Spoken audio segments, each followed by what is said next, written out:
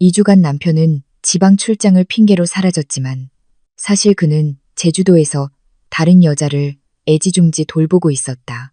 그가 집에 돌아와 왕처럼 군림하며 나에게 시중을 들라고 요구했을 때 평생을 헌신한 가정부는 이혼 서류를 내밀었다.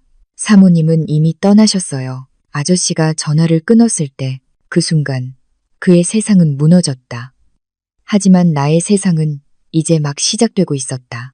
이야기를 시작하기 전에 이 이야기를 시청하시는 분들은 어느 지역에서 오셨는지 댓글로 남겨주세요. 좋아요와 구독을 잊지 마시고 이 채널이 더욱 성장하여 더 흥미로운 이야기를 선보일 수 있도록 응원해주세요. 그날 아침 강남의 공기는 평소보다 더 차갑게 느껴졌다. 마치 자연이 내 결혼 생활의 불길한 미래를 예고하는 듯했다. 나는 킹사이즈 침대 가장자리에 앉아 남편 강지훈이 커다란 여행 가방에 옷가지를 채워 넣는 모습을 지켜보았다. 그는 2주 동안 갑작스러운 지방 출장에 잡혔다고 말했다. 지금껏 순종적인 아내가 되기 위해 노력해온 나는 마음속 깊은 곳에서 무언가 잘못되었다고 소리치고 있었지만 그를 믿어보려 애썼다.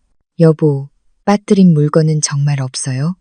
나는 앉은 자리에서 일어나려 애쓰며 조용히 물었다. 초기 임신 증상으로 아침마다 메스꺼움과 현기증에 시달렸지만 그의 짐을 챙겨주기 위해 억지로 몸을 일으켰다. 지훈은 나를 쳐다보지도 않았다.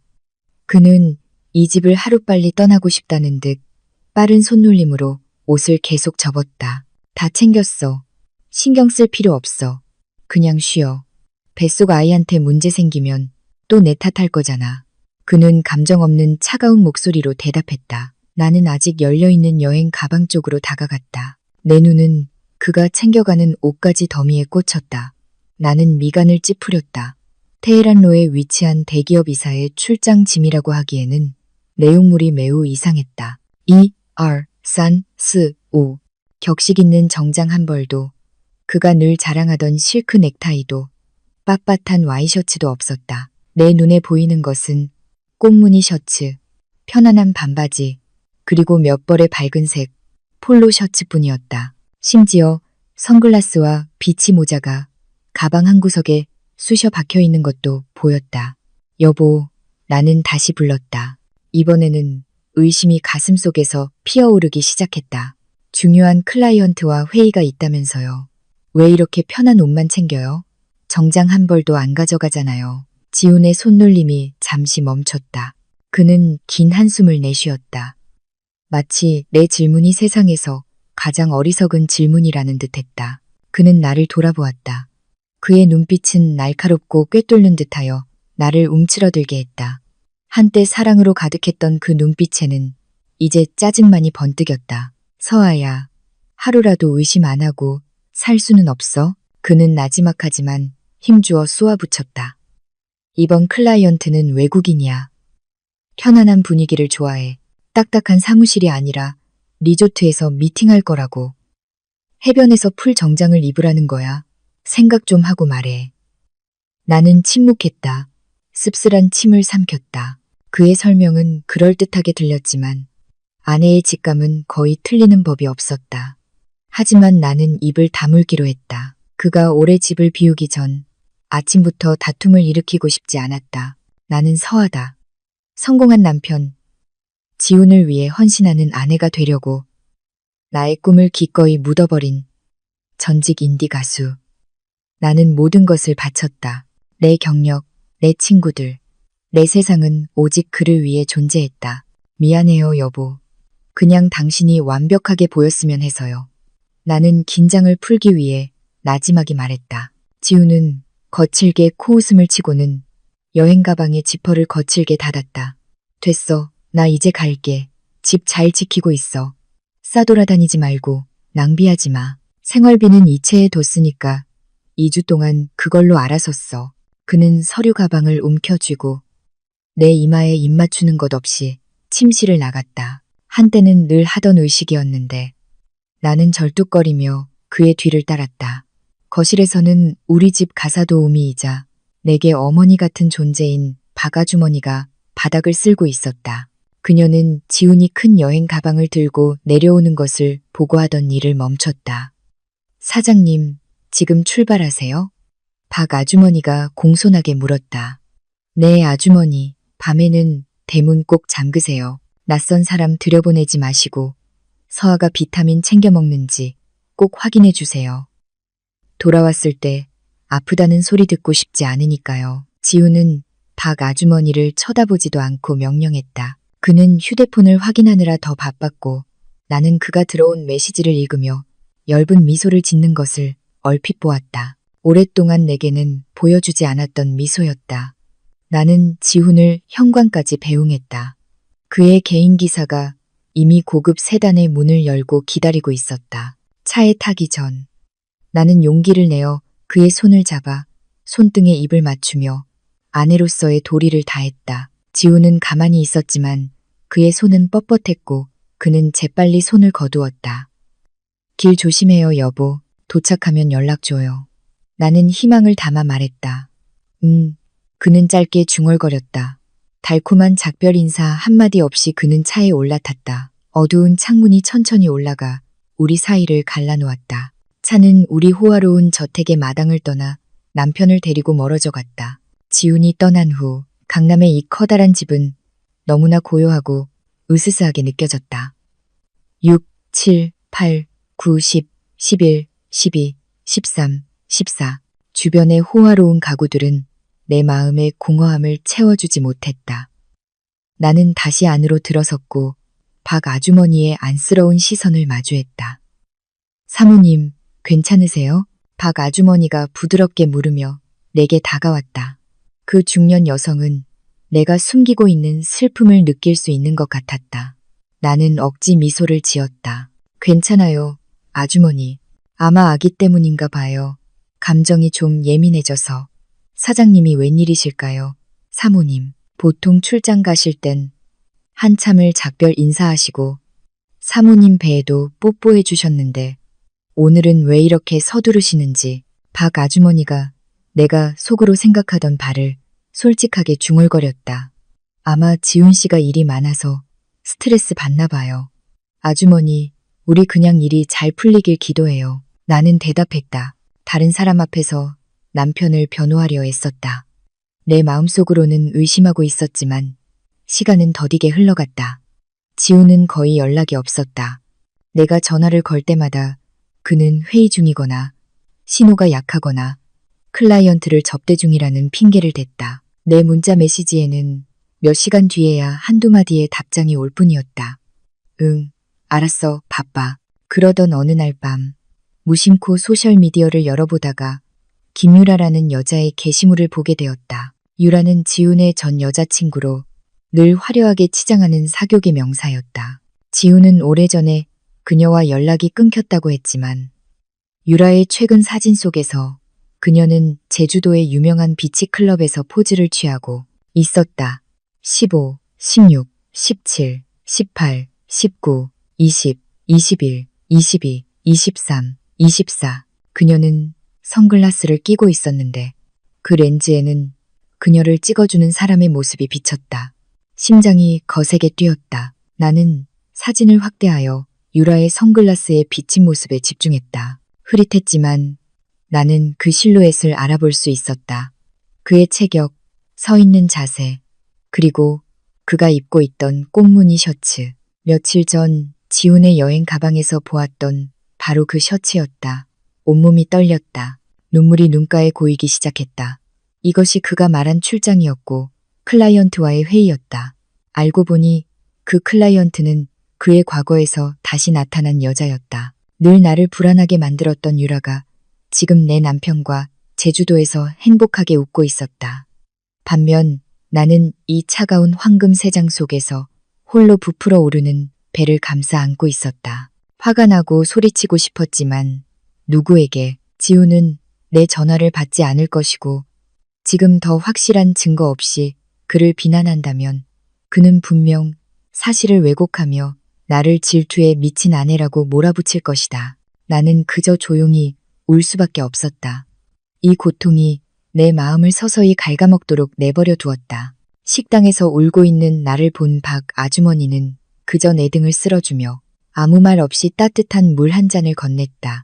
그녀는 질문이 상처를 더할 뿐이라는 것을 알았기 때문이다. 그날 밤의 정적 속에서 나는 내 결혼이 벼랑 끝에 서 있음을 깨닫기 시작했다.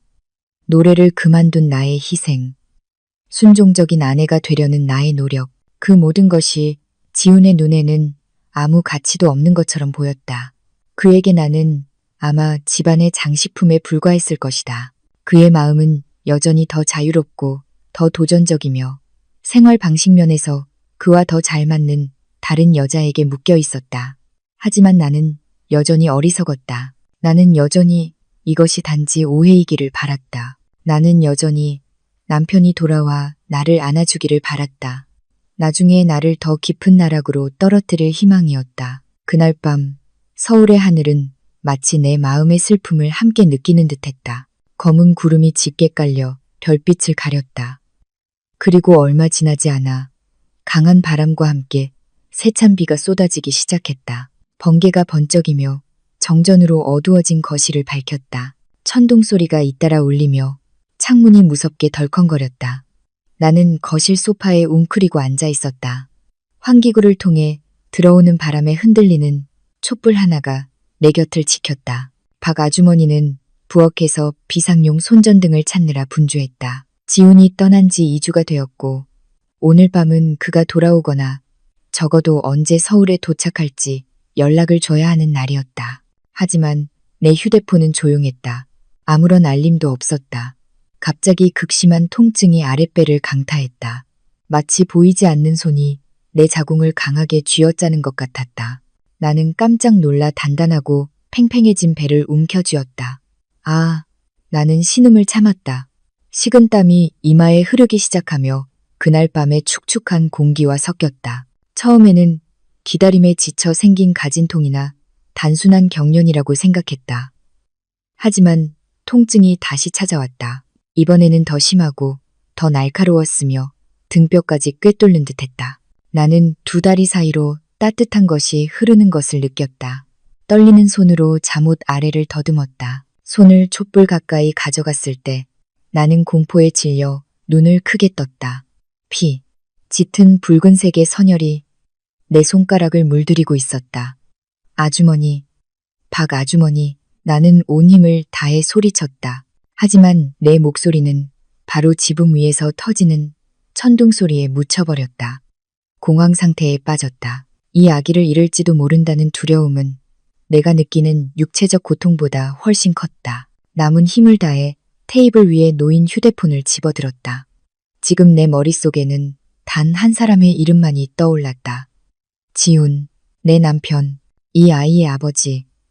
그는 알아야 했다. 그가 나를 도와야 했다. 나는 통화 버튼을 눌렀다. 연결음이 들렸다. 뚜, 응답이 없었다. 음성 사서함으로 넘어갔다. 나는 다시 시도했다. 손가락이 심하게 떨렸다. 휴대폰 화면을 누르기조차 힘들었다. 받아, 여보, 제발 받아. 나는 울음과 고통 섞인 신음 사이로 속삭였다. 두 번째 전화도 받지 않았다. 배의 통증이 점점 심해져 시야가 흐려지기 시작했다. 피는 점점 더 많이 흘러 내가 앉아있는 값비싼 소파를 적셨다. 나는 그 소파 따위는 신경 쓰지 않았다. 나는 단지 내 아기가 무사하기를 바랐다. 나는 한 번 더 전화를 걸었다. 이번에는 마음속으로 기도했다. 제발 남편이 아내의 전화를 받을 일말의 양심이라도 있게 해달라고 신에게 빌었다. 갑자기 저편의 소리가 바뀌었다. 전화가 연결되었다. 여보세요. 지훈의 목소리가 들렸지만 걱정이나 그리움이 묻어나는 목소리가 아니었다. 그의 목소리는 짜증이 섞여 있었고 무거웠으며 마치 값비싼 와인을 즐기는 사람처럼 약간 늘어졌다. 배경에서는 로맨틱한 재즈 음악이 흐르고 포크와 접시가 부딪히는 소리가 들렸다. 여보, 지훈 씨. 나는 숨을 헐떡이며 말했다. 눈물이 뺨을 타고 흘러내렸다. 도와줘요, 여보. 아파요. 서아야. 지훈의 목소리가 거칠게 들렸다. 왜 자꾸 전화를 하는 거야? 지금 몇 시인지 안 보여? 중요한 클라이언트랑 저녁 식사 중이라고. 창피하게 굴지 마. 나는 흐느꼈다. 배의 통증은 견딜 수 없을 정도로 심해졌다. 여보, 하혈해요. 배가 너무 아파요. 제발 돌아와줘요, 여보. 도와줘요. 저편에서 잠시 침묵이 흘렀다. 나는 그가 당황하며 내 상태를 묻거나 당장 집으로 달려올 것이라고 기대했다. 하지만 내가 들은 것은 감정이 가득 담긴 긴 한숨 소리였다. 아, 너는 항상 드라마를 찍는구나. 조금 피가 비친다고 그렇게 유난이야. 그냥 보통 있는 일일 거야. 내가 빨리 돌아오게 하려고 과장하지 마. 서아야, 내 관심 끌려는 방식에 진저리가 나. 그가 쏘아붙였다. 그의 말은 내가 겪고 있는 복통보다 더 고통스러웠다. 내가 대답하기도 전에 배경에서 내가 아주 잘 아는 여자의 목소리가 들렸다. 그 목소리는 꾸며낸 듯한 애교 섞인 투정이었다. 아, 자기야, 아파. 그 투덜거리는 목소리. 그건 유라의 목소리였다. 분명히 유라의 목소리였다. 지훈의 관심은 즉시 그쪽으로 쏠렸다. 방금 나를 꾸짖던 그의 목소리는 이제 매우 부드럽고 걱정이 가득한 목소리로 변했다. 하지만 나를 위한 것이 아니었다. 왜 그래, 유라야? 무슨 일이야? 그가 당황하며 물었다. 아내가 하혈한다는 소식을 들었을 때보다 훨씬 더 당황한 목소리였다. 과일칼에 손가락을 베었어. 너무 따가워. 자기야, 봐봐, 피가 조금 나. 유라가 역겨운 애교 섞인 목소리로 말했다. 무너졌다. 그 순간 내 마음은 산산조각이 났다. 여기서는 내가 목숨을 걸고 싸우고 있었다. 내 자궁에서 피가 쏟아져 나와 우리 아이의 생명을 위협하고 있었지만 그는 신경 쓰지 않았다. 반면 저기서는 그의 불륜 상대의 손가락이 과일칼에 베었다는 이유만으로 반창고조차 필요 없는 상처 때문에 그는 그렇게 걱정하고 있었다. 어머나, 자기야, 이리 와봐. 내가 볼게. 잠깐만. 종업원 불러서 소독약이랑 반창고 달라고 할게. 잠깐만 참아. 울지 말고. 지훈이 유라에게 부드럽게 말했다. 그리고는 아무런 죄책감 없이 그는 다시 퉁명스러운 목소리로 내게 말했다. 들어, 서아야. 나 바빠. 유라가 다쳤어. 내가 돌봐줘야 해.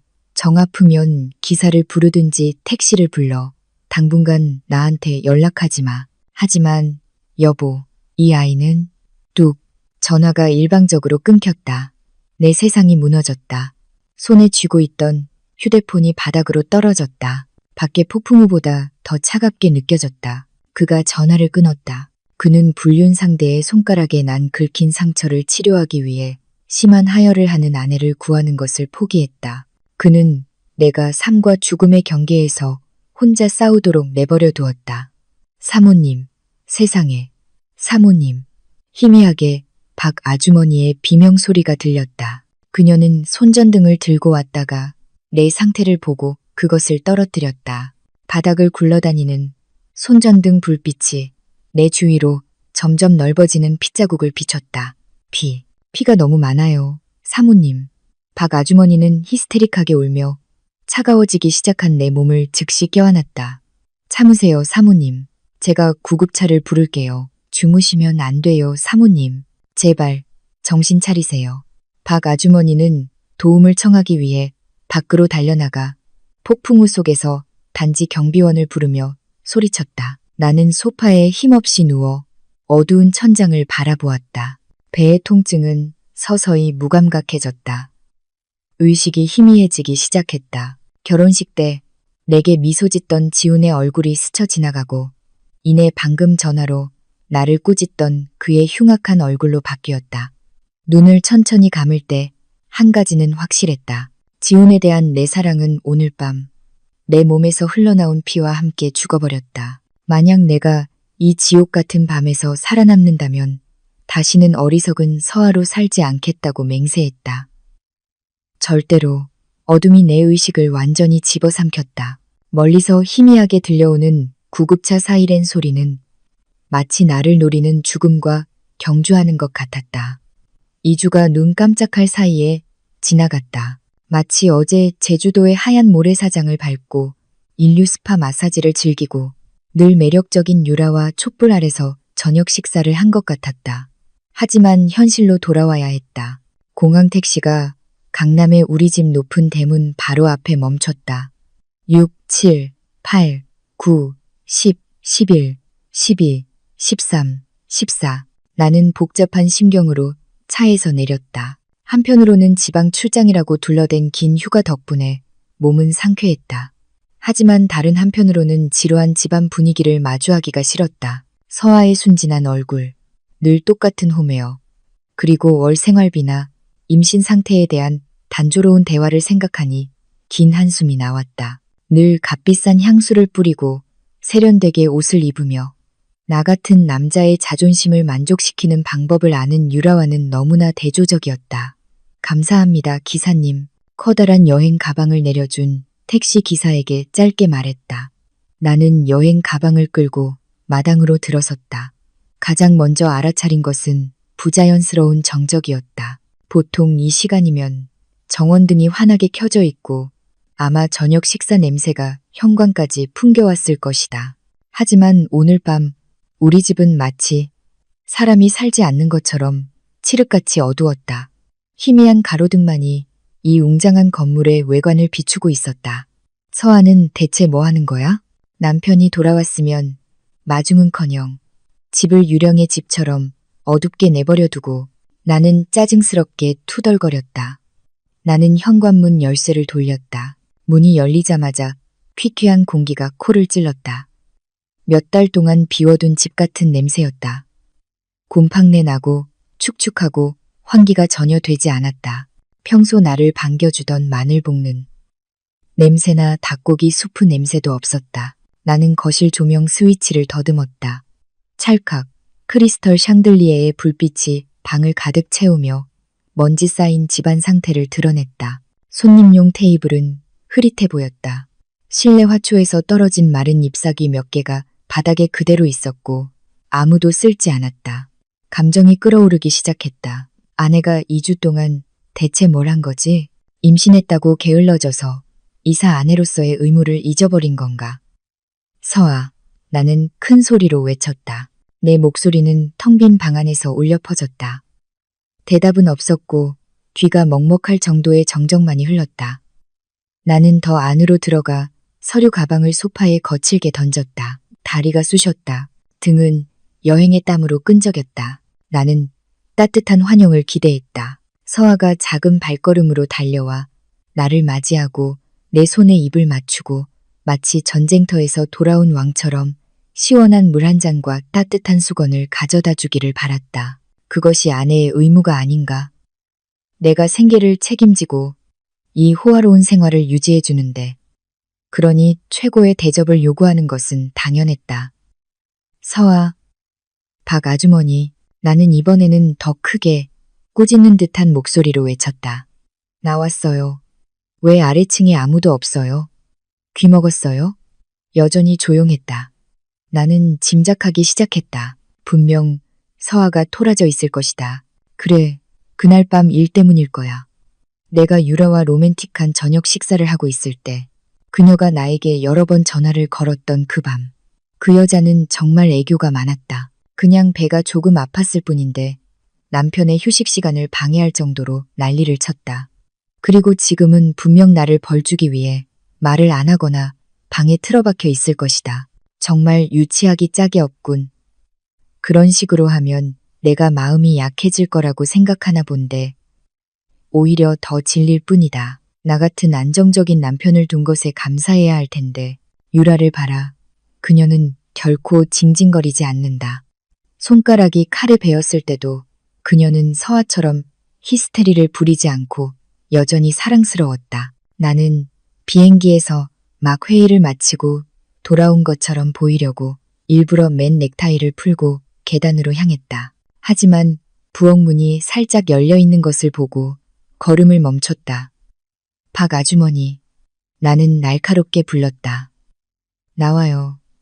나는 그 늙은 가정부가 거기에 있을 것이라고 확신했다. 보통 그녀는 혼날까봐 두려울 때 부엌에 숨어 있었다. 아니나 다를까 잠시 후 발을 끄는 소리가 들렸다. 하지만 뭔가 이상했다. 그 발걸음은 무겁고 느렸으며 평소 내 부름을 들었을 때처럼 서두르지 않았다. 내 감정은 이미 극에 달해 있었다. 나는 배고프고 목마르고 피곤했다. 이미 준비된 따뜻한 물로 목욕하고 맛있는 저녁을 먹고 싶었다. 서아가 토라져 있든 말든 상관없었다. 중요한 것은 내 욕구가 충족되는 것이었다. 배가 부르고 나면 서아를 꾸짖을 생각이었다. 좋은 아내는 남편에게 원한을 품어서는 안 되며 특히 집을 이렇게 방치해서는 안 된다는 것을 가르쳐 줄 참이었다. 나는 거실에 팔짱을 끼고 서서 박 아주머니가 나타나기를 기다렸다. 머릿속으로는 집을 먼지투성이로 만든 것에 대해 그녀를 꾸짖을 날카로운 말들을 이미 준비하고 있었다. 어디 갔다 이제 와요. 아주머니? 박 아주머니의 그림자가 칸막이 뒤에서 나타나자마자 나는 쏘아붙였다. 아까부터 불렀는데 대답도 안 하고 서아는 어디 있어요? 왜 집이 이렇게 어두워요? 집에서 감기 걸려 죽으라는 거예요? 지금 당장 목욕물 준비해요. 그리고 저녁은요? 배고파 죽겠네. 나는 잠시도 쉬지 않고 모든 짜증을 쏟아냈다. 나는 그럴 자격이 있다고 생각했다. 나는 이 집의 주인이니까. 하지만 내 반응은 박 아주머니를 완전히 보고 나서 목구멍에 걸려버렸다. 평소에 겁에 질려 고개를 숙이던 그 중년 여성은 이제 똑바로 서서 나를 쳐다보고 있었다. 상냥한 미소도 공손한 몸짓도 없었다. 그녀의 얼굴은 차갑고 무표정했으며 심지어 그녀의 눈에는 희미한 증오의 빛이 서려 있었다. 그녀의 옷차림은 단정했지만 근무복이 아니었다. 그녀는 마치 손님인 것처럼 하인이 아닌 것처럼 소박한 바틱 옷을 입고 있었다. 그리고 가장 나를 혼란스럽게 만든 것은 그녀의 손에 차나 음식이 담긴 쟁반이 없었다는 것이다. 그녀는 나무 쟁반을 들고 있었지만 그 안에는 눈에 띄는 노란색 서류 봉투와 아무렇게나 묶인 낡은 검은 비닐봉지가 들어있었다. 분위기는 갑자기 매우 불편해졌다. 오늘 밤박 아주머니의 분위기는 달랐다. 이전에는 본 적 없는 용기가 있었다. 하지만 거물 사장으로서의 내 자존심은 그 감정을 억눌렀다. 어이, 내 말 듣고 있어요. 나는 위협하려 다시 소리쳤다. 왜 쓰레기나 들고 멍하니 서 있어요. 내 아내는 어디 있어요. 내려오라고 해요. 방에서 토라져 있지만 말고. 나는 2층 계단을 쳐다보며 주 침실 문이 열리고 서아가 죄책감 어린 얼굴로 나오기를 바랐다. 하지만 그 문은 굳게 닫혀 있었다. 이 집의 정적은 점점 으스스하게 느껴졌다. 마치 이 대리석 벽들이 나를 덮칠 준비가 된 거대한 비밀을 품고 있는 것 같았다. 박 아주머니는 무서울 정도로 차분한 걸음으로 내게 다가왔다. 그녀는 유리로 덮인 커피 테이블 위에 그 쟁반을 내려놓았다. 바로 내가 서 있는 곳 앞에 탕 쟁반이 유리에 닿는 소리가 조용한 방 안에서 유난히 크게 울렸다. 사장님께서 사모님이 어디 계신지 물으셨죠. 박 아주머니의 목소리는 쉬었지만 분명하고 날카로웠다. 더 이상 도련님이나 과장된 존댓말은 없었다. 사장님이라는 호칭만이 형식적이고 거리감 있게 들렸다. 그래, 내 아내를 묻는 거야. 그럼 누구를 묻겠어? 이웃집 여자? 나는 이 상황이 이상하게 느껴지기 시작하며 퉁명스럽게 대답했다. 박 아주머니는 내 눈을 똑바로 쳐다보았다. 그 시선, 그것은 더 큰 고통 때문에 두려움을 잃어버린 사람의 시선이었다. 잊으셨어요? 그녀가 조용히 물었다. 뭘 잊어? 빙빙 돌리지 마요, 아주머니. 나 피곤해. 2주 전 그 폭풍우 치던 밤에 사장님께서 하신 일을 잊으셨냐고요. 박 아주머니는 내 꾸짖음을 무시하고 계속했다. 사모님이 고통스럽게 울면서 사장님께 여러 번 전화했을 때 심장이 철렁했다. 그날 밤의 기억이 되살아났다. 유라와 저녁 식사를 하던 그 밤. 서아가 배가 아프다며 전화로 나를 귀찮게 하던 그 밤. 아, 그 일. 나는 경멸하듯 코웃음을 쳤다. 갑자기 솟아오른 불안감을 감추려 애썼다. 서아가 아주머니한테 이상한 소리 했나 보군. 걔는 그냥 어리광이 심할 뿐이야. 배가 조금 아픈 걸 하혈이라고 하잖아. 관심을 끌려는 여자들의 흔한 수법이지. 그래서 내가 전화를 끊어버렸어. 스스로 해결하는 법을 배우라고. 뭐든지 남편한테 의지하면 안 되지. 나 거기서 힘들게 일하고 있었단 말이야. 힘들게 일하셨다고요. 박 아주머니는 비웃었다. 그 미소는 씁쓸함으로 가득했다. 아내가 죽어가는 동안 전화를 끊는 것을 독립심을 키워주는 교육이라고 부르시나요? 죽어간다니 무슨 소리야? 말 조심해요. 박 아주머니는 쟁반에서 노란 서류 봉투를 꺼내 내 가슴에 거칠게 들이밀었다. 억지로 받아들게 했다. 사모님은 위층 침실에 안 계세요, 사장님. 2주 전에 이 집을 떠나셨어요. 바로 그날 밤 사장님께서 다른 여자 손에 난 긁힌 상처를 치료해 주겠다며 전화를 끊으셨던 그날 밤에요. 나는 얼어붙었다. 박 아주머니의 말은 청천벽력과 같았다. 떠났다고. 친정으로 도망쳤다는 거야? 단순히 도망친 게 아니에요, 사장님. 박 아주머니의 목소리가 분노를 참느라 떨리기 시작했다.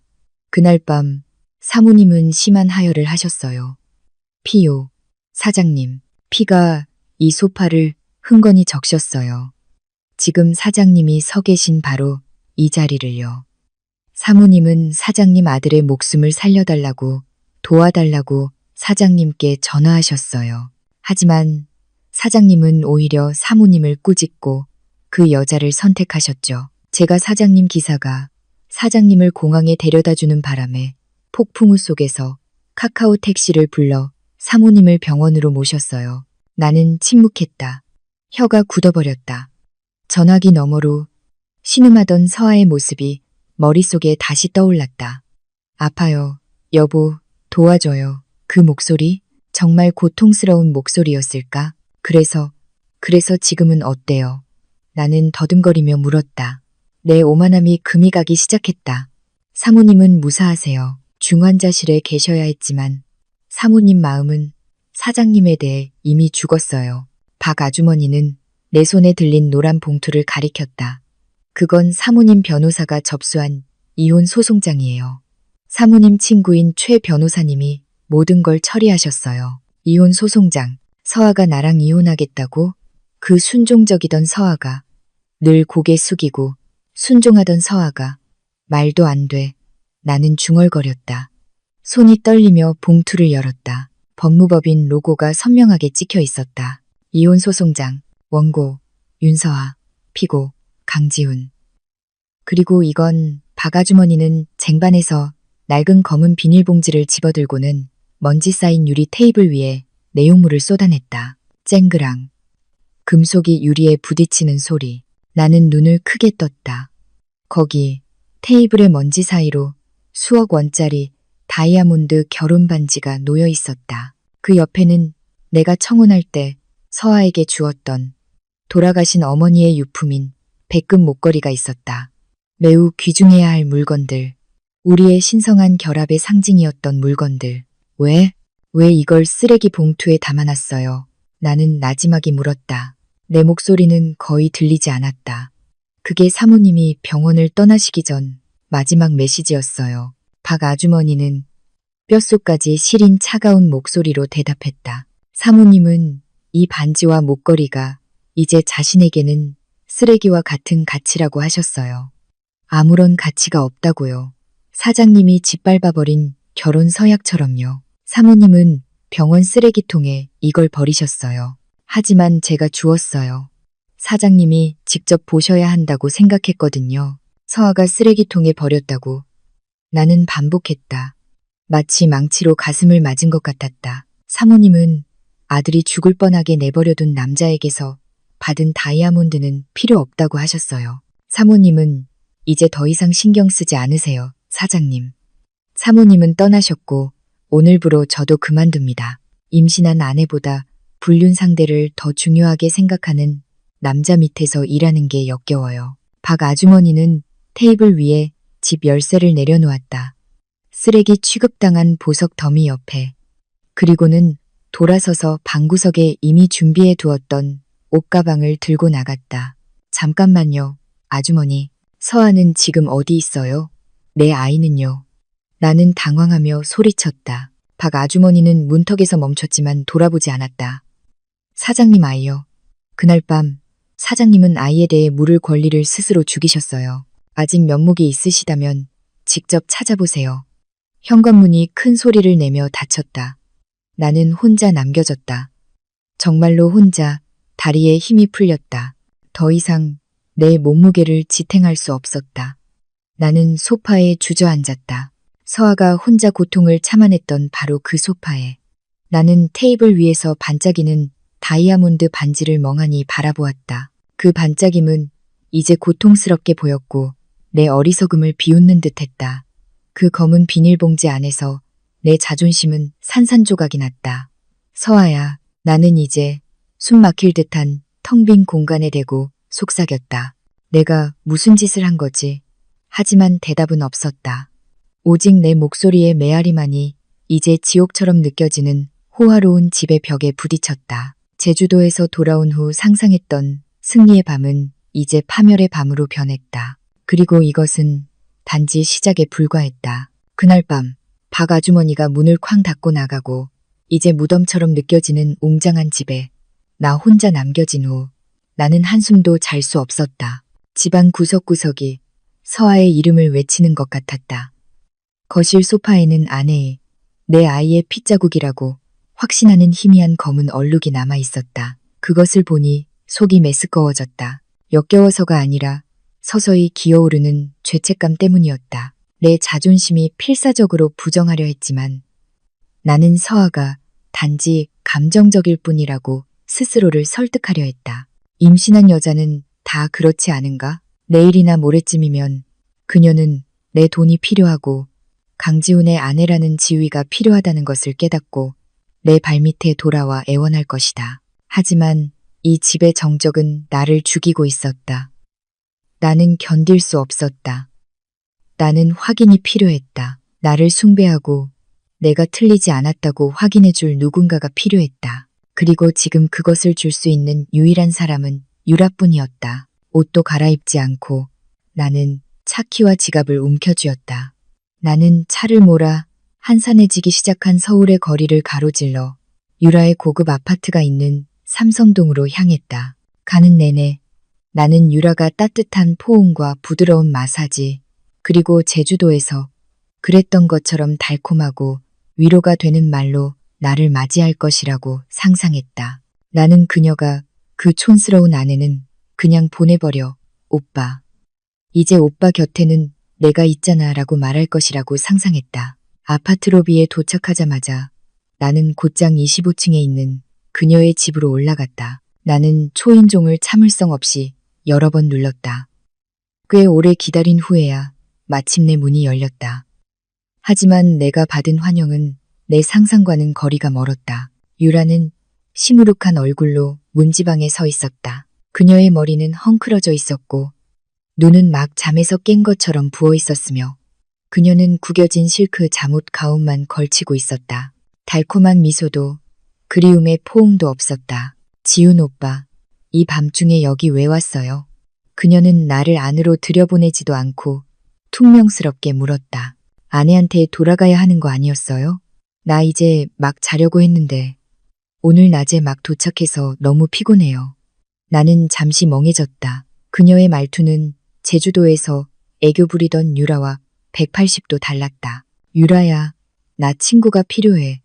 집안이 엉망이야. 서아가, 그녀가 떠났어.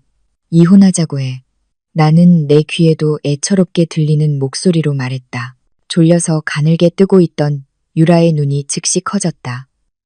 동정심 때문이 아니라 그 눈에는 계산적인 빛이 번뜩였다. 이혼? 진짜? 그럼 재산 분할은 어떻게 되는 거야? 돈 한 푼 없이 쫓겨나는 건 아니지. 그 질문은 나를 찔렀다. 너 괜찮아? 가 아니라 내 돈은 괜찮아. 라니. 하지만 나는 기댈 곳이 필요했기 때문에 그 위험 신호를 무시했다. 나는 그녀의 아파트 안으로 밀고 들어갔다. 그건 나중에 얘기하자. 나 너무 피곤해. 유라야, 머리가 터질 것 같아. 나는 그녀의 거실에 있는 가죽 소파에 몸을 던지며 불평했다. 유라의 아파트는 생각보다 훨씬 지저분했다.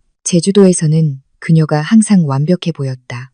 하지만 여기서는 식탁 의자에 더러운 옷 더미가 쌓여 있었고 커피 테이블에는 먹다 남은 패스트푸드 상자들이 널려 있었으며 담배꽁초로 가득 찬 재떨이가 있었다. 이 방의 냄새도 상쾌하지 않았다. 너무 강한 향수 냄새와 남은 음식의 퀴퀴한 냄새가 섞여 있었다. 유라는 문을 거칠게 닫고 내 앞에 팔짱을 끼고 섰다. 어휴, 오빠, 좁게 굴지 마. 여기서 자고 싶으면 내가 왕처럼 모셔줄 거라고 기대하지 마. 우리 집 도우미 아주머니는 지금 고향에 내려갔어. 나 지금 신용카드 청구서 밀린 게 많아서 머리가 아파. 이번 달 청구서부터 먼저 이체해줘. 그래야 내가 마음 편히 오빠랑 같이 있어줄 수 있지. 또 돈 얘기였다. 나는 주머니를 뒤져 휴대폰을 꺼내 돈을 이체했다. 단지 그녀가 조용히 내 옆에 앉아주기를 바라면서 500만 원 이체했어. 됐어? 유라의 얼굴이 즉시 환해졌다. 그녀는 내 옆에 앉아 내 어깨에 머리를 기댔다. 고마워, 자기. 자기는 정말 최고야. 자기가 슬퍼하니까 오늘은 여기서 자도 돼. 근데 나 배고픈데 라면이라도 끓여주든지 뭐라도 해줘. 오빠도 먹고. 나는 어이가 없었다. 내가 요리를 하라고. 그럼 어제 막 네일아트 새로 받았단 말이야. 주방 양념 묻으면 아깝잖아. 그리고 오빠는 남자잖아. 독립적이어야지. 아기처럼 어리광 부리지 마. 그녀가 쏘아붙였다. 그 말이 익숙하게 들렸다. 내가 서아에게 자주 하던 말이었다. 나는 꾹 참으며 비좁은 부엌으로 향했다. 평소에는 손가락 하나 까딱하면 모든 것이 해결되던 대기업 이사가 이제는 게으른 불륜 상대를 위해 물을 끓이고 라면 봉지를 뜯어야 했다. 그 부엌에서 나는 유라가 얼마나 더러운지 알게 되었다. 싱크대에는 더러운 접시들이 쌓여 있었고 말라붙어 냄새가 났다. 라면이 다 끓은 후 나는 그릇에 담았다. 깨끗한 쟁반이 없어서 나는 맨손으로 그것을 들고 갔다. 그릇은 매우 뜨거웠다. 아, 뜨거워. 나는 거실로 빨리 걸어가며 중얼거렸다.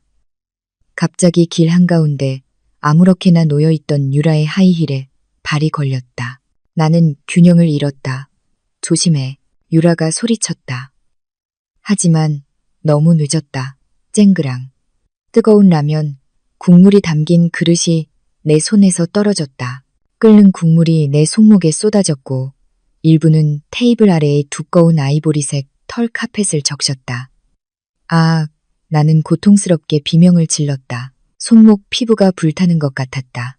뜨거움이 빠르게 퍼져나가 나는 고통을 참으며 펄쩍펄쩍 뛰었다. 하지만 나를 돕거나 내 상태를 묻는 대신 유라는 바닥을 가리키며 히스테릭하게 비명을 질렀다. 지훈 오빠, 미쳤어? 그녀가 날카롭게 소리쳤다. 그녀의 눈은 분노로 이글거렸다. 내가 한 짓 좀 봐. 내 카펫. 이거 수입품이란 말이야. 오빠. 엄청 비싸다고. 이런 카레 국물은 지우기 힘들단 말이야. 넌 정말 덜렁거리는구나. 나는 빨갛게 달아오르고 물집이 생기기 시작한 손을 잡고 믿을 수 없다는 표정으로 유라를 쳐다봤다. 유라야, 내 손. 내 손이 뜨거운 물에 데었어. 나는 그녀가 정신을 차리기를 바라며 신음했다. 유라는 내 손을 흘끗 쳐다보고는 거칠게 코웃음을 쳤다. 아, 그냥 조금 빨개진 거잖아. 남자애가 왜 이렇게 엄살이야. 그냥 찬물로 씻으면 나아. 근데 이 카펫 얼룩 안 지워지면 어떡해? 오빠가 변상해야 해. 난 몰라. 내일 당장 이 카펫 변상해. 그 순간 시간은 멈춘 것 같았다. 이 장면은 끔찍한 데자비처럼 느껴졌다. 나는 2주 전 폭풍우 치던 밤 서아가 하열로 고통스러워하며 울면서 내게 전화했던 것을 떠올렸다. 그리고 나는 무엇을 했는가? 나는 그녀를 꾸짖었다. 나는 아내의 목숨보다 유라의 손가락이 과일 칼에 긁힌 것을 더 걱정했다. 이제 그 업보가 쏜살같이 날아와 내 얼굴을 잔인하게 후려쳤다. 나는 화상으로 고통스러워하며 여기에 서 있었다. 그리고 내가 숭배하던 이 여자, 내가 아내를 버리면서까지 택한 이 여자는 내 고통보다 죽은 카펫을 더 걱정하고 있었다. 왜 가만히 있어? 빨리 치워. 부엌에서 걸레 가져와. 유라가 다시 소리치며 내 몽상을 깨뜨렸다. 그녀는 심지어 아프지 않은 내 팔을 소파 쿠션으로 때렸다. 내 손의 고통은 마음의 쓰라림에 비하면 아무것도 아니었다. 나는 유라를 쳐다보았다. 맹목적인 사랑의 필터 없이 처음으로 그녀를 제대로 보았다. 두꺼운 화장과 섹시한 옷 뒤에서 나는 이기적이고 거칠며 마음이 없는 괴물의 모습을 보았다. 바로 나 자신과 똑같은 모습. 나는 다이아몬드를 버리고 자갈을 주운 것이었다. 치울게. 나는 들끓는 감정을 억누르며 차갑게 대답했다. 나는 부엌으로 걸어가 화상 입은 손을 씻기 위해 수도꼭지를 틀었다. 무심코 눈물이 흘러내렸다. 육체적 고통 때문이 아니라 영혼을 갉아먹기 시작한 후회 때문이었다. 더러운 접시로 가득 찬 싱크대에서 흐르는 수돗물 아래서 나는 내가 얼마나 어리석었는지 깨달았다. 서아는 나에게 집안일을 시킨 적이 없었다. 서아는 항상 따뜻한 물과 소독약을 준비해 주었다. 내가 조금만 다쳐도 내가 버린 내 아내 서아. 그날 밤 나는 유라의 딱딱한 소파에서 더러운 주방 행주로 감싼 쓰라린 손을 안고 잠이 들었다. 반면 유라는 나에게 카펫 얼룩을 깨끗이 닦으라고 강요한 후 자기 방에서 깊이 잠들었다. 나는 지상지옥이 이제 막 시작되었음을 깨닫기 시작했다. 다음 날 아침 나는 수시는 몸과 어지러운 머리로 잠에서 깼다. 유라는 아직 일어나지 않았다. 나는 커피와 아침 식사를 사기 위해 아파트 아래 편의점에 내려가기로 했다. 유라가 준비해 줄 리 없다는 것을 알았기 때문이다. 계산대에서 나는 얼마 안 되는 물건값을 지불하기 위해 내 자랑거리인 플래티넘 신용카드를 내밀었다. 젊은 여직원이 카드를 단말기에 긁었다. 죄송합니다, 손님. 카드가 거절되었습니다. 그녀가 공손하게 말했다. 나는 미간을 찌푸렸다. 다시 해보세요. 아마 네트워크가 안 좋은가 봐요. 한도는 아직 수억 원 남았는데 그 여직원은 다시 시도했다. 한 번, 두 번, 결과는 같았다. 안 되네요, 손님. 카드사로 연락하라는 메시지가 떠요. 다른 카드 있으세요? 심장이 세차게 뛰었다. 나는 다른 은행의 체크카드를 꺼냈다. 결과는 같았다. 거절. 나는 세 번째 카드를 시도했다. 마찬가지였다. 내 뒤에 줄이 길어지기 시작했고 사람들은 짜증 섞인 소리를 내기 시작했다. 내 얼굴은 창피함으로 뜨거워졌다. 현금으로 낼게요. 나는 재빨리 말하며 지갑에 남은 몇 장 안 되는 10만 원짜리 지폐를 꺼냈다. 편의점에서 나온 후 나는 즉시 내 개인 은행 담당자에게 전화를 걸었다. 안녕하세요. 강지훈 고객님. 저편의 목소리는 평소에 과장된 친절함과는 다른 딱딱하고 형식적인 어조로 인사했다. 왜 내 카드들이 전부 안 되는 거죠? 무슨 일이에요? 나는 당황하며 소리쳤다. 죄송합니다, 강지훈 고객님. 오늘 아침에 저희가 고객님의 아내이신 윤서아님께서 제기하신 이혼 소송 및 공동재산 가압류 신청에 관한 법원 명령서를 받았습니다. 결혼 기간 중 취득한 공동명의 또는 개인 명의의 모든 자산, 즉 예금 계좌와 신용카드를 포함하여 법원 판결이 날 때까지 임시로 동결되었습니다. 나는 무릎에 힘이 풀렸다. 들고 있던 커피를 거의 떨어뜨릴 뻔했다. 가압류라니. 서아가 대체 어떤 변호사를 썼기에 이렇게 빨리 움직일 수 있었던 걸까? 하지만 저는 생활비가 필요해요. 어떻게 전부 동결될 수가 있어요? 죄송합니다, 고객님. 고객님께서는 법 규정에 따라 제한된 금액의 급여 계좌만 이용하실 수 있습니다. 그 외에는 저희가 도와드릴 수 없습니다. 좋은 하루 보내십시오. 전화가 끊겼다. 나는 뜨거운 보도블록 위에 멍하니 서 있었다. 최 변호사. 분명 최 변호사의 짓일 것이다. 변호사인 서아의 친구. 그녀는 바람피운 남자들에게 잔인하기로 유명했다. 그녀는 정말로 나를 빈털터리로 만들 작정이었다. 나는 힘없이 유라의 아파트로 돌아갔다. 내가 들어서자마자 유라는 이미 일어나 있었고 당황한 얼굴로 휴대폰을 들고 소파에 앉아 있었다. 나를 보자마자 그녀는 달려와 나를 껴안았다. 웬일이지? 지훈 오빠. 일어났구나. 다행이다. 그녀는 꾸며낸 애교 섞인 목소리로 외쳤지만 그녀의 눈은 불안해 보였다. 오빠, 나 할 말이 있어. 아주 중요한 말이야. 뭔데? 나는 기운 없이 물었다. 여전히 내 재정 상태를 걱정하고 있었다. 유라는 나를 깊이 쳐다보고는 내 손을 잡아 그녀의 평평한 배 위에 올려놓았다. 나 생리가 늦어져. 오빠, 나 오빠 아이를 임신했어. 세상은 오늘 두 번째로 멈춘 것 같았다. 임신, 유라가 임신했다. 내 감정은 복잡했다. 한편으로는 서아의 아이를 잃은 지 얼마 되지 않았다. 유라의 임신 소식은 어둠 속에 한 줄기 희망처럼 느껴졌다. 어쩌면 신이 나에게 아버지가 될 두 번째 기회를 주시는 것일지도 모른다. 어쩌면 내가 유라와 함께해야 하는 것이 운명일지도 모른다. 그녀가 임신했다면 적어도 이 관계를 위해 싸울 강력한 이유가 생긴다. 진심이야, 유라야. 내 목소리가 떨렸다. 진심이야. 오빠, 오늘 아침에 테스트했는데 2줄 나왔어. 근데 너무 당황해서 테스트기는 버렸어. 그녀가 재빨리 말했다. 매우 설득력 있게. 오빠, 우리 좋은 산부인과에 가서 검사 받으려면 돈이 필요해. 그리고 비타민이랑 임산부 우유도 사야 하고. 아, 오늘 친구한테 갚아야 할 빚이 좀 있는데. 임신했을 때 스트레스 안 받으려면 오늘 꼭 갚아야 해. 지금 나한테 2천만 원만 더 이체해 줄래? 그 돈 요구는 즉시 내 머릿속에 경고등을 켰다. 하지만 아기 소식에 나는 그것을 무시했다.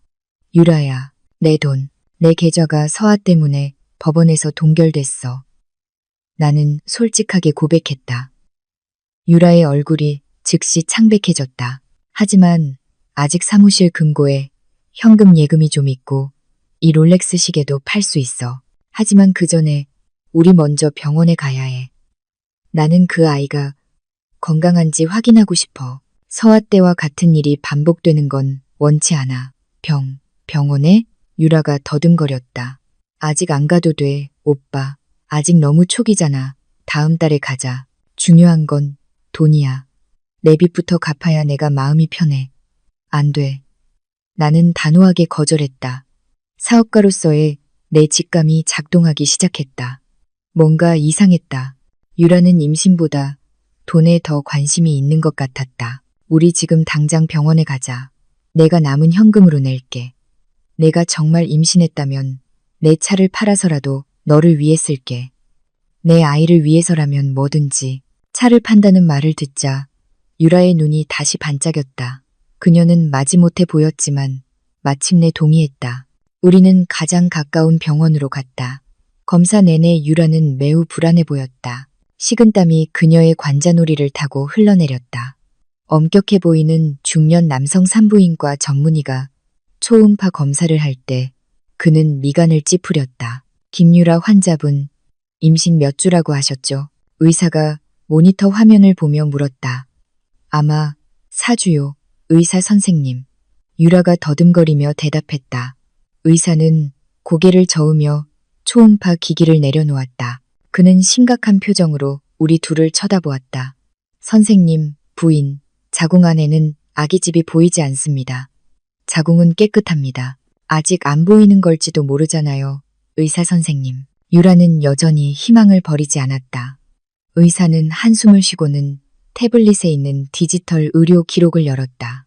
그의 얼굴은 더욱 심각해졌다. 김유라 환자분, 2년 전에 감염으로 오른쪽 나팔관 제거 수술을 받으셨고 왼쪽 나팔관은 완전히 막히셨죠. 저희 통합 시스템의 의료 기록에 따르면 의학적으로 체외 수정 절차 없이는 자연 임신이 불가능합니다.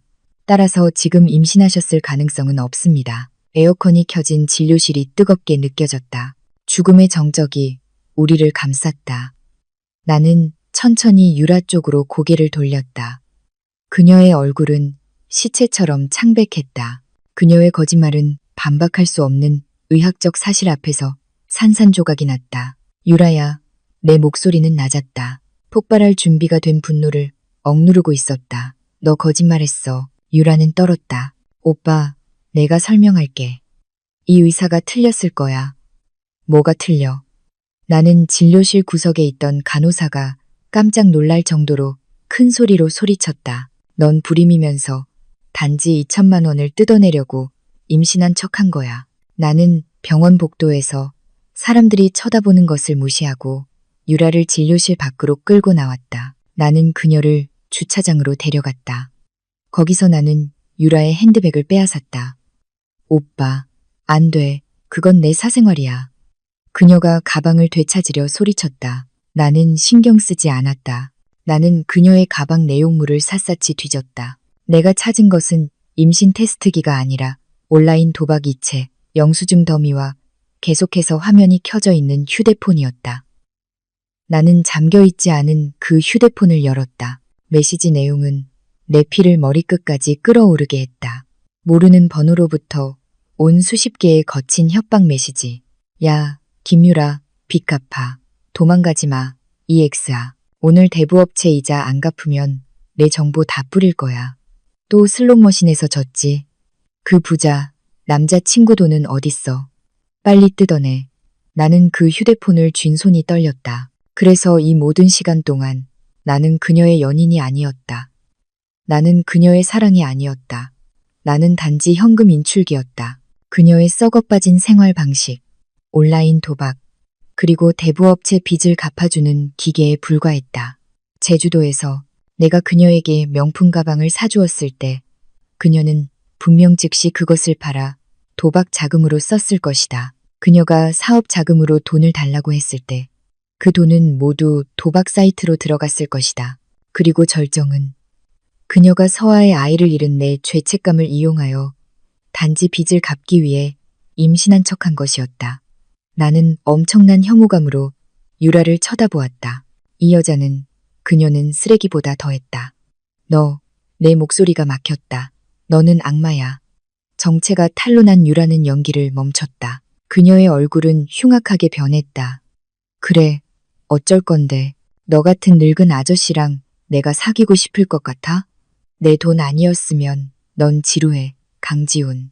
침대에서는 별로고 대화는 안 통해. 네가 쉽게 등쳐먹을 수 있는 멍청한 이사 아니었으면 너랑 가까이 하고 싶지도 않았어. 그녀의 말은 내 자존심을 사정없이 후려쳤다.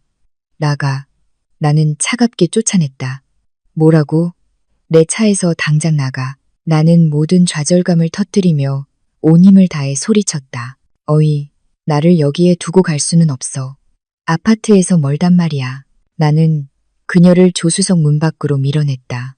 그녀가 주차장 아스팔트 위로 넘어질 때까지 나는 그녀의 핸드백을 그녀의 얼굴에 던졌다. 꺼져. 다른 먹잇감이나 찾아. 내 재산은 아내한테 동결됐어. 나는 이제 거지가 됐다고. 너는 나한테서 단 1원도 못 받을 거야. 거지라는 말을 듣자 유라의 눈이 커졌다. 더 이상 논쟁할 시간을 낭비하지 않고 그녀는 가방을 집어들고 내 차를 향해 침을 뱉고는 나를 버리고 달려갔다. 내가 더 이상 쓸모없다는 것을 알자마자 그녀는 떠났다. 나는 차 안에 홀로 앉아 운전대를 꽉 쥐었다. 숨이 가빠졌다. 분노와 후회의 눈물이 쏟아져 나왔다.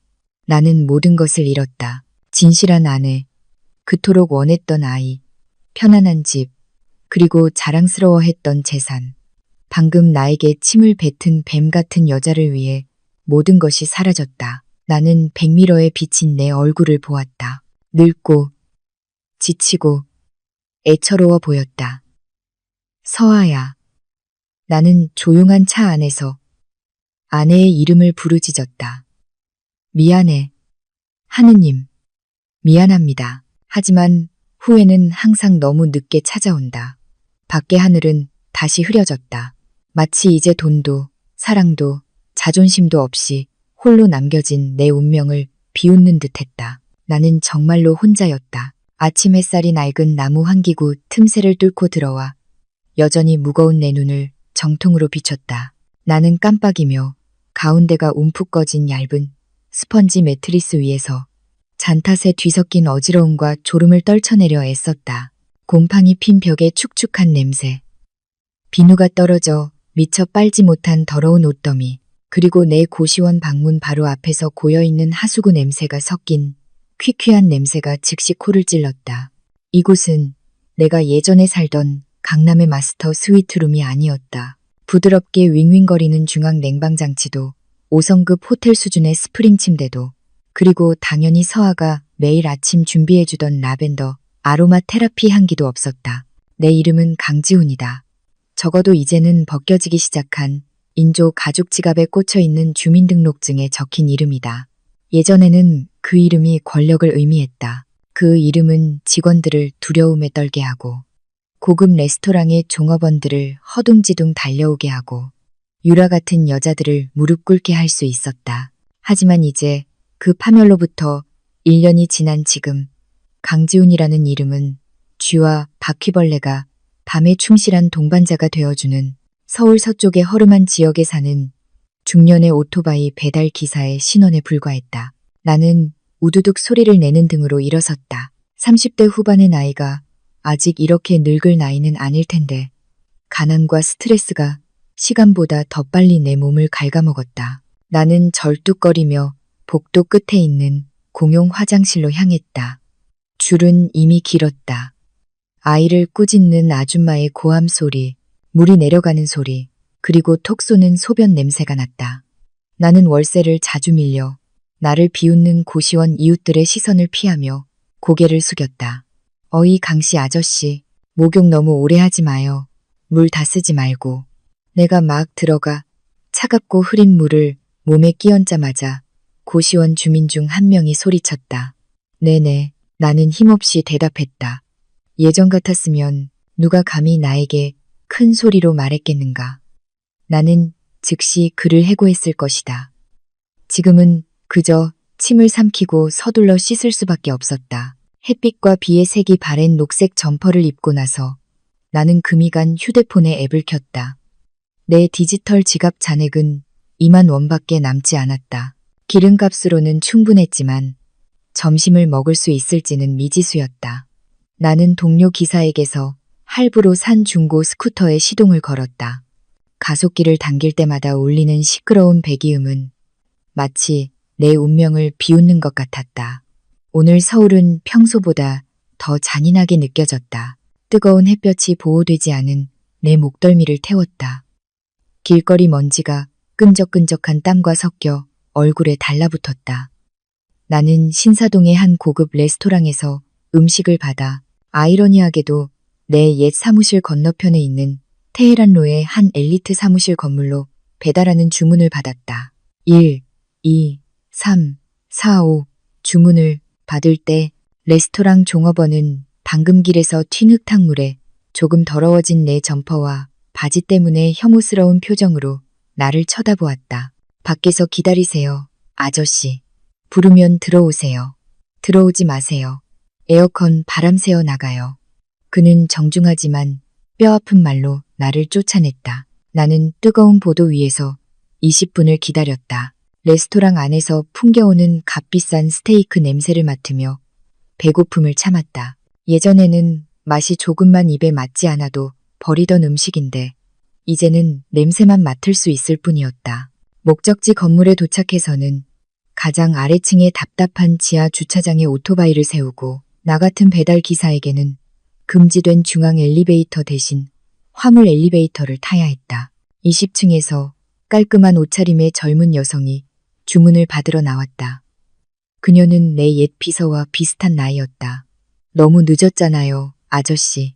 점심 다 식겠네. 그녀는 음식 봉투를 낚아채며 쏘아붙였다. 팁도 감사 인사도 없었다. 그녀는 심지어 나에게 별점 3개를 주었고 이는 즉시 내 계정의 실적을 떨어뜨렸다. 나는 상한 마음으로 오토바이로 돌아왔다. 소리치고 세상을 욕하고 내가 예전에는 이사였다고 유학파라고 사장이었다고 말하고 싶었다. 하지만 그 목소리는 목구멍에 걸려 침과 함께 삼켜야 하는 씁쓸한 덩어리가 되었다.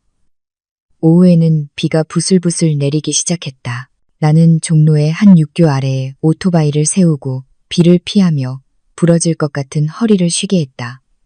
배에서 꼬르륵 소리가 크게 났다. 아침부터 아무것도 먹지 못하고 모스크에서 다시 채운 낡은 물병에 물만 마셨다. 수시는 다리를 주무르며 나는 나를 비웃는 듯한 서울의 화려함을 멍하니 바라보았다. 건물들의 불빛이 켜지기 시작하며 유리창 너머로 여전히 일하고 있는 성공한 사람들의 실루엣을 보여주었다. 길 건너편에는 거대한 비디오 스크린이 외벽에 설치된 고급 쇼핑몰이 있었다.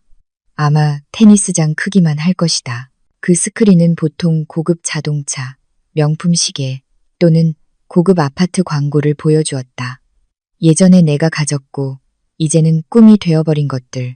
하지만 오늘 오후에 나온 광고는 달랐다. 거대한 LED 스크린은 갑자기 짙은 와인색과 금색으로 바뀌었다. 웅장한 오케스트라 인트로, 음악이 외부 스피커에서 희미하게 들려오며 차량 경적 소음 사이를 갈랐다. 그리고 그 얼굴이 나타났다. 내가 아주 잘 아는 얼굴이었지만 동시에 낯설게 느껴졌다. 그 크기는 거대했고 스크린 전체를 채웠다. 사람을 홀리는 아름다움을 가진 여자. 그녀의 피부는 희고 깨끗하게 빛났고 눈은 우아한 스모키 메이크업으로 날카로웠으며 입술은 자신감 넘치는 신비로운 미소를 띠고 있었다. 인공 바람에 흩날리는 그녀의 길고 검은 웨이브 머리는 마치 하늘에서 내려온 여신처럼 극적인 효과를 주었다. 물병을 쥐고 있던 내 손이 심하게 떨려 병이 아스팔트 위로 굴러 떨어졌다. 서아야, 나는 목이 메어 속삭였다. 그건 서아였다. 내 아내, 내 전 아내, 내가 지루하다고 불렀던 여자. 집에서는 낡은 한복 잠옷만 입던 여자. 하혈한다고 어리광 부린다며 꾸짖었던 여자.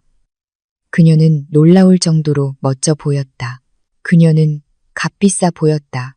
위험의 아우라가 스크린 속 그녀의 모습에서 뿜어져 나왔다. 1년 전 내가 떠났던 서아와는 전혀 달랐다. 그녀는 더 이상 순종적인 주부가 아니었다. 그녀는 여왕이었다. 그녀의 얼굴 아래로 커다란 금색 글씨가 천천히 나타났다. 디바의 귀환. 별의 재림 윤서아 단독 콘서트. 나는 먼지 때문에 따가운 눈을 비비며 배고픔 때문에 환각을 보는 것이 아닌지 확인했다. 하지만 그것은 현실이었다. 서아가 다시 노래를 부르고 있었다. 그녀는 나와 결혼하기 전에는 카페 가수였지만 나는 내 아내가 남들의 구경거리가 되는 것을 원치 않아 그만두게 했다. 나는 내 자존심 때문에 그녀의 경력을 죽였다. 그리고 이제 나에게서 벗어난 후 그녀는 이전보다 훨씬 더 밝게 빛나고 있었다. 심장이 세차게 뛰며 방금 전까지 힘이 없던 온몸에 피를 펌프질했다. 하지만 진짜 충격은 이제 막 시작되었다. 1분짜리 광고 영상에서 장면이 바뀌었다. 카메라는 흰 드레스를 입고 아름다운 꽃밭에 앉아있는 서아를 비췄다. 그녀의 무릎에, 오, 하느님, 그녀의 무릎에는 약 1살쯤 되어 보이는 통통하고 붉은 뺨과 양갈래로 묶은 검은 곱슬머리를 한 여자 아기가 있었다. 아기는 서아가 배를 간지럽히자 활짝 웃었다. 카메라에 담긴 그 웃음소리는 내 귀에는 들리지 않았지만 너무나 생생하게 느껴졌다. 카메라는 아기의 얼굴을 클로즈업했다. 내 세상은 멈춘 것 같았다. 시간은 얼어붙었다. 아기의 눈은 긴 속눈썹과 함께 완벽하게 동그랗고 코는 작고 오똑했으며 왼쪽 귀 밑에는 희미한 작은 점이 있었다. 나와 똑같았다. 우리 어머니와 똑같았다. 내 아이였다. 내 핏줄이었다. 내 머릿속은 과거의 기억을 되짚어보려 했었다. 1년 전 박 아주머니는 서아가 심한 하혈을 했다고 말했다. 박 아주머니는 내가 죽였다고 말했다. 나는 모든 어리석음과 나를 괴롭혔던 죄책감으로 그 심한 하혈이 유산을 의미한다고 추측했다. 나는 우리 아이가 죽었다고 생각했다. 나는 내 아이의 살인자라는 생각에 후회하며 살았다. 하지만 알고 보니 그녀는 살아있었고 살아남았다. 그 작은 천사는 아버지가 가장 위급한 순간에 그녀를 버렸음에도 불구하고 살아남았다. 그녀는 살아있다. 내 입술에서 억누를 수 없는 흐느낌이 터져 나왔다. 내 주위에서 비를 피하던 사람들이 길가에서 히스테릭하게 우는 오토바이 배달 기사를 이상하게 쳐다보기 시작했다. 하지만 나는 신경 쓰지 않았다. 감격, 죄책감, 그리고 한 줄기 희망이 뒤섞여 내 방어벽을 무너뜨리는 감정의 폭풍이 되었다. 비디오 광고의 내레이션은 계속되었다. 글씨가 바뀌었다. 그녀의 유일한 딸, 빛에게 모든 사랑과 작품을 바칩니다. 과거의 어둠에서 일어나게 한 그녀의 가장 큰 영감, 빛. 그녀의 이름은 빛이었다. 너무나 아름다운 이름. 지금 내 삶의 어둠 속에서 빛을 주는 이름. 나는 굶주린 시선으로 그 화면을 쳐다보았다. 서아는 너무나 행복해 보였다. 그녀는 부유하고 성공하고 사랑받는 것처럼 보였다. 그리고 거기 그녀의 품에는 내가 안아줘야 할 내 아이가 있었다. 내가 그곳에 그들 옆에서 그 성공을 즐겨야 했다. 내가 그 디바와 함께하는 자랑스러운 남편이 되어야 했다. 하지만 지금의 나를 보라. 더럽고 가난하고 굶주렸다. 갑자기 미친 것 같지만 희망에 찬 생각이 내 머릿속에 떠올랐다. 내 아이가 아직 살아있다면 우리 사이에 아직 연결고리가 있다는 뜻이다. 피는 물보다 진하지 않은가? 서아는 나를 미워할지도 모르지만 그녀는 부드러운 여자였다. 그녀는 한때 나를 매우 사랑했던 여자였다. 만약 그녀가 내 비참한 상태를 보고 내가 뉘우쳤다는 것을 안다면 어쩌면 그녀의 마음이 누그러질지도 모른다.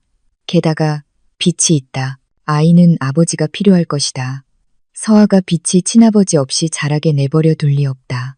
아버지가 살아있고 책임지려 하는데 예전의 자신감, 강지훈 이사의 오만함의 잔재가 절망과 섞여 서서히 다시 나타났다. 나는 그들을 만나야 한다. 나는 내 자리를 되찾아야 한다. 나는 이 좁은 고시원에서 썩어 죽고 싶지 않다. 아내와 아이가 궁전에서 사는 동안 나는 화면에 표시된 콘서트 날짜를 보았다. 오늘 오후 7시. 장소는 내가 서 있는 곳에서 멀지 않은 롯데호텔 그랜드 볼룸이었다. 나는 금이 간 휴대폰으로 시간을 확인했다. 오후 6시 15분. 콘서트는 곧 시작될 것이다. 시간을 낭비하지 않고 나는 오토바이 시동을 걸었다. 주문이고 뭐고 다 집어치워. 배고픔도 집어치워. 나는 퇴근 시간으로 더욱 심해지는 서울의 교통체증을 뚫고 낡은 스쿠터를 몰았다. 나는 고급 차들 사이를 비집고 들어가며 곧 서아와 빛과 함께 그 차들 중 하나에 다시 앉게 될 것이라고 상상했다. 머릿속으로 시나리오를 짰다. 나는 가서 용서를 빌고 많은 사람들 앞에서 그녀의 발 아래 엎드릴 것이다. 마음씨 착한 서아는 분명 나를 창피하게 만들지 못할 것이다. 그녀는 울고 나서 나를 안아주고 우리는 새로운 삶을 시작할 것이다. 유라, 그 악마 같은 여자는 이미 잊었다. 서아만이 나를 위한 유일한 여자였다. 나는 내 머릿속의 아름다운 시나리오가 후회 때문에 이성을 잃은 한 남자의 마지막 망상이라는 것을 깨닫지 못했다. 나는 오늘 밤 운명이 나에게 따뜻한 포옹이 아니라 어떤 실수에는 돌아갈 길이 없다는 것을 깨닫게 해줄 혹독한 따귀를 날릴 것이라는 것을 몰랐다. 부슬부슬 내리던 비는 마치 우주가 내 발걸음을 막으려는 듯 하늘에서 쏟아지는 폭우로 변했다. 나는 흠뻑 젖은 채로 롯데호텔 주차장에 도착했다. 퀴퀴한 냄새가 나는 오토바이 배달 점퍼는 이제 빗물에 더욱 무거워져 차가운 피부에 달라붙었다. 내 바지는 흙탕물에 더러워졌고 밑창이 얇아진 운동화는 물이 차서 걸을 때마다 창피한 철퍽철퍽 소리를 냈다. 나는 호텔 직원들의 오토바이들 사이에 있는 가장 구석진 곳에 오토바이를 세웠다. 내 눈은 금빛 크리스탈 샹들리에 불빛으로 환한 중앙 로비를 멍하니 바라보았다. 고급 세단, 페라리, 메르세데스가 번갈아가며 승객을 내렸다. 반짝이는 이브닝 드레스를 입은 여자들과 깔끔한 정장을 입은 남자들이 우아하게 내렸고 제복을 입은 도어맨들이 정중하게 허리를 굽혀 맞이했다. 그곳은 예전의 나의 세상이었다. 내가 존경받던 세상. 내가 왕이었던 세상. 나는 떨리는 발걸음으로 로비로 향했다. 열리는 자동문에서 뿜어져 나오는 차가운 에어컨 바람에 몸이 떨렸다. 하지만 내 발이 반짝이는 대리석 로비에 닿기도 전에 검은 사파리 제복을 입은 건장한 경비원 2명이 즉시 나를 막아섰다. 그들의 얼굴은 험악했고 시선은 경멸적이었으며 마치 궁전에 들어가려는 하수구 쥐를 보는 듯했다. 어이 멈춰, 어디가? 경비원 중 한 명이 소리쳤다. 그의 큰 손이 내 가슴을 거칠게 밀어 나는 뒤로 비틀거렸다. 제발요. 저는 오늘 밤 콘서트를 하는 가수 윤서아 씨를 만나러 왔어요. 나는 떨리는 목소리로 최대한 공손하게 들리도록 애쓰며 대답했다. 두 경비원은 서로를 쳐다보더니 큰 소리로 웃었다. 그들의 웃음소리는 지나가던 몇몇 손님들의 주의를 끌었고 그들은 코를 막으며 혐오스러운 표정으로 나를 쳐다보았다. 서아 씨를 만나겠다고? 거울 좀 봐. 이 양반아. 거짓골을 하고 디바를 만나겠다고? 여긴 VIP 출입구지. 구호물품 나눠주는 데가 아니야. 오토바이 배달은 뒷문으로 가. 다른 경비원이 비웃었다. 피가 끓어올랐다. 이미 찢겨진 내 자존심이 다시 짓밟혔다. 저는 음식 배달하러 온 게 아니에요. 저는 그녀의 남편이에요. 저는 강지훈, 윤서아의 남편이라고요. 못 믿겠으면 인터넷으로 확인해봐요. 나는 절망적으로 소리쳤다. 나는 그들 사이의 틈을 비집고 들어가려 했다. 내 아이를 만나려는 본능에 이끌려. 이 자식이 말 안 듣네. 강한 주먹이 내 명치를 때렸다. 나는 움찔했다. 숨이 막혔다. 그들은 내 몸을 강제로 로비에서 끌어내 어두운 옆 주차장에 젖은 아스팔트 위로 던져버렸다. 갈비뼈에 통증이 퍼졌지만 마음의 고통은 훨씬 더 심했다. 여기서 기다려. 경찰 부르기 싫으면 다시는 로비 근처에 얼씬도 하지 마. 그들은 다시 경비를 서기 전에 위협했다. 나는 차가운 아스팔트 위에 누워 빗물이 내 얼굴을 적시게 내버려 두었다. 하염없이 흐르는 눈물을 감추기 위해. 이 자리에서 나는 볼룸 안에서 울려 퍼지는 음악 소리를 들을 수 있었다. 두꺼운 호텔 벽도 서아의 황금빛 목소리를 완전히 막지는 못했다. 그녀는 매우 애절한 발라드를 부르고 있었다. 나는 눈을 감고 빗소리 사이로 그 가사를 들으려 애썼다. 네가 남긴 상처는 이제 나의 방패가 되고 흘러내린 눈물은 마음속에 꽃을 피웠네. 너는 날카로운 자갈을 위해 다이아몬드를 버렸지만 이제 나는 빛나. 너 없이 나는 날아오르네. 가사의 모든 구절은 내 심장을 도려내는 칼과 같았다. 그 노래는 나에 대한 노래였다. 내 어리석음에 대한 노래였다. 그녀는 자신의 고통을 노래하고 있었고 안에 수천 명의 사람들은 박수를 치며 찬사를 보냈다. 그 고통의 원인은 건물 밖에서 쓰레기처럼 널브러져 있는데 몇 시간이 흘렀다. 나는 추위와 굶주림, 고통에 떨었지만 움직이지 않았다. 나는 기다렸다. 그녀를 봐야 했다. 빛을 봐야 했다. 밤 10시경. 볼룸 연문, VIP 출입구가 열렸다. 안에서 뿜어져 나오는 스포트라이트 불빛이 어둠에 익숙해진 내 눈을 멀게 했다. 박수 소리와 서아야, 서아야 하는 함성 소리가 크게 울려 퍼졌다. 서아가 나왔다. 그녀는 매니저, 어시스턴트, 그리고 몇몇 보디가드들에게 둘러싸여 있었다. 하지만 내게는 그 모든 사람들이 흐릿하게 보였다. 오직 서아만이 선명하게 보였다. 그녀는 옷을 갈아입었다. 이제는 단순하지만 우아한 긴 흰 드레스를 입고 어깨에는 실크쇼를 두르고 있었다. 그녀의 얼굴은 피곤했지만 행복해 보였다. 그리고 가장 중요한 것은 그녀의 품에는 내 작은 천사, 빛이 깊이 잠들어 있었다. 빛은 분홍색 소음 차단 헤드폰을 끼고 있었다. 그녀의 작은 손은 어머니의 목을 꽉 잡고 있었다. 그 모습은 너무나 신성하고 너무나 아름다워서 나를 잊게 만들었다. 서아야, 나는 온 힘을 다해 소리쳤다. 내 목소리는 울음으로 갈라져 쉬어 있었다. 나는 일어나 경비원들이 지키는 경계선을 뚫고 그 무리를 향해 절뚝거리며 달려갔다. 서아야, 나야, 강지훈. 보디가드들이 즉시 나를 막으려 했지만 서아는 손을 들었다. 그녀는 고개를 돌렸다. 그녀의 눈은 가늘어졌고 흠뻑 젖고 더러운 모습으로 자신을 향해 달려오는 사람을 알아보려 애썼다. 그녀가 나라는 것을 깨달았을 때 그녀의 걸음이 멈췄다. 그녀의 얼굴에는 분노도 폭발하는 징후도 없었다. 오직 무표정한 시선만이 있었다. 차갑고 텅 빈, 마치 우연히 지나가는 낯선 사람을 보는 듯했다. 그 시선은 따기보다 훨씬 더 고통스러웠다. 그냥 둬요. 서아는 경호원들에게 차분하게 말했다. 그녀의 목소리는 위엄있게 들렸고 예전에 집에서 늘 듣던 부드럽고 순종적인 목소리와는 전혀 달랐다. 나는 그녀 앞에 무릉덩이 위에 무릎을 꿇었다. 나는 더 이상 자존심을 신경 쓰지 않았다. 나는 크리스탈이 박힌 하이힐을 신은 그녀의 발에 절을 했다. 서아야, 용서해줘. 내가 잘못했어. 나는 흙으로 더러워진 떨리는 손으로 그녀의 드레스 자락을 잡으려 애쓰며 흐느꼈다. 내가 틀렸어. 서아야. 내가 어리석었어. 나는 벌을 받았어. 내 인생은 망가졌어. 서아야. 나는 가난해. 유라한테 버림받았어.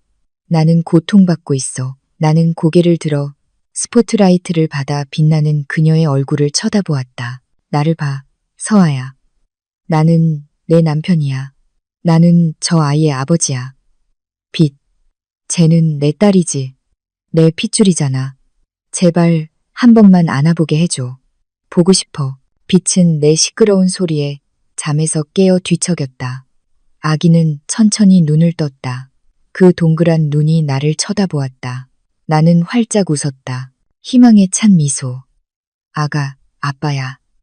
하지만 빛은 내 엉망인 얼굴을 보고 오히려 겁에 질려 미간을 찌푸렸다. 그녀는 고개를 돌려 서아의 가슴에 얼굴을 묻고 큰 소리로 울기 시작했다. 아버지를 알아보지 못하는 아이의 순수한 거절, 무너졌다. 내 마음은 산산조각이 났다. 서아는 빛의 등을 토닥여 진정시키고는 다시 나를 쳐다보았다. 이번에는 그녀의 눈에 날카로운 빛이 번뜩였다. 아버지라고. 서아는 내 소름이 돋을 정도의 어조로 그 말을 반복했다. 아버지는 불륜 상대의 긁힌 손가락을 치료해주겠다고 폭풍우 속에서 혼자 하혈하는 아내를 내버려 두지 않아. 강지훈. 그건 내 실수였어. 서아야. 그렇게 심각한 줄 몰랐어. 후회해. 나는 당황하며 변명했다. 네가 이제 가난해져서 후회하는 거야. 아니면 내가 너 없이도 성공할 수 있다는 걸 깨달아서 후회하는 거야? 서아가 비꼬듯 물었다. 알아, 강지훈. 그날 밤 네가 전화를 끊었을 때 너는 다행히도 하느님께서 살려주신 내 뱃속의 아기뿐만 아니라 내가 사랑했던 강지훈도 죽인 거야. 내 남편은 그날 밤 죽었어. 내 앞에 무릎 꿇고 있는 이 사람은 그냥 애처로운 낯선 사람일 뿐이야. 그렇게 말하지 마. 서아야. 우리 다시 시작할 수 있어. 빛을 위해서. 아이는 아버지가 필요해. 나는 마지막 카드를 써보려 했다. 서아는 비웃었다. 빛은 양심 없는 생물학적 아버지는 필요 없어. 그녀를 진심으로 사랑해주는 아버지가 필요해. 갑자기 VIP 출입구에서 한 남자가 나왔다. 그 남자는 키가 크고 건장하며 잘생겼고 몸에 잘 맞는 값비싼 회색 정장을 입고 있었다. 그의 얼굴은 깨끗했고 평온함과 위엄의 아우라를 풍겼다. 예전에 내가 가졌지만 이제는 탐욕에 빼앗겨버린 아우라. 그 남자는 서아에게 다가가 부드럽게 그녀의 허리를 감쌌다. 그는 나를 혐오스럽게 쳐다보지 않고 단지 경멸적인 동정의 시선으로 나를 쳐다볼 뿐이었다. 무슨 일이야, 자기? 이 사람은 누구야? 그 남자가 깊은 바리톤 목소리로 물었다. 서아는 그 남자를 사랑이 가득 담긴 시선으로 쳐다보았다. 예전에는 오직 나만의 것이었던 시선. 아무도 아니에요. 서준 오빠. 그냥 길을 잘못 든 거지일 뿐이에요. 차는 준비됐어요? 응, 됐어. 가자. 빛이 피곤하겠다. 밤바람은 아이한테 안 좋아. 서준이 대답했다. 그는 서아의 품에서 빛을 아주 자연스럽게 안아들었다. 빛은 서준의 품에서 즉시 조용해졌고 심지어 그의 어깨에 편안하게 머리를 기댔다. 그 광경은 나를 천천히 죽이고 있었다. 내 자리는 대체되었다. 더 이상 틈이 없었다. 서아야, 기다려. 너 재혼하는 거야? 나한테 이럴 수는 없어. 그들이 반짝이는 검은 세단으로 향하기 시작했을 때 나는 히스테릭하게 소리쳤다. 기사가 이미 문을 열어주고 있었다. 서아는 차에 타기 전에 잠시 멈췄다. 그녀는 마지막으로 나를 돌아보았다. 비는 더욱 세차게 내리며 내 눈물을 감추었다. 나는 행복할 자격이 있어, 강지훈. 그리고 내 행복은 너와 함께가 아니야. 서준 오빠는 내 약혼자야. 네가 나를 버렸을 때 나를 나락에서 건져준 음반 프로듀서야. 그는 빛을 자기 딸처럼 사랑해. 빛이 열이 났을 때 곁을 지켜준 사람이야. 빛에게 걷는 법을 가르쳐준 사람이야. 그때 너는 어디 있었어? 내 여자 시중 들기에 바빴잖아. 안 그래? 서아의 말은 내 명치를 정통으로 찔렀다. 나는 그 사실을 반박할 수 없어. 침묵했다. 돌아가, 강지훈. 네가 스스로 선택한 삶을 살아. 다시는 우리 앞에 나타나지 마. 우리는 서로 모르는 사이였다고 생각해. 왜냐하면 내게 너는 이제 존재하지 않으니까. 서아는 차에 올라탔다. 문이 굳게 닫혔다. 어두운 창문은 흠뻑 젖고 더럽고 아스팔트 위에 무릎 꿇고 혼자인 내 비참한 모습을 비췄다. 차 엔진이 부드럽게 울렸다. 고급차는 천천히 로비를 떠나 비를 가르며 내게 남은 모든 세상을 싣고 갔다. 나는 쫓아가려 몇 걸음 달려갔지만 아스팔트 구멍에 발이 걸려 넘어졌다. 내 얼굴은 흐린 물웅덩이에 처박혔다. 서아야, 비차, 나를 버리지 마. 나는 딱딱한 아스팔트를 주먹으로 치며 울부짖었다. 하지만 아무도 멈추지 않았다. 차는 길모퉁이에서 사라졌다. 서울의 어두운 밤에 삼켜졌다. 나는 혼자 남겨졌다. 정말로 혼자. 비는 더욱 세차게 내렸다. 마치 하늘이 내 어리석음에 함께 우는 듯했다. 내 몸은 심하게 떨렸다. 추위 때문만이 아니라 영혼 속의 엄청난 공허함 때문이었다. 나는 쓰레기를 위해 다이아몬드를 바꿨다. 나는 스스로 만든 지옥을 위해 천국을 버렸다. 그 폭우 아래서 나는 태아처럼 웅크리고 미친 듯이 울며 그동안 잊고 지냈던 신의 이름을 불렀다. 하지만 나는 이 후회가 아무것도 바꾸지 못할 것이라는 것을 알았다. 용서의 문은 과거의 내 자존심에 의해 굳게 잠겨 있었다. 이제 나는 그냥 늙은 오토바이 배달 기사 강지훈일 뿐이다. 아내도 아이도 재산도 희망도 없이 이것이 빗속의 업보였다. 나 같은 배신자에게 어울리는 결말.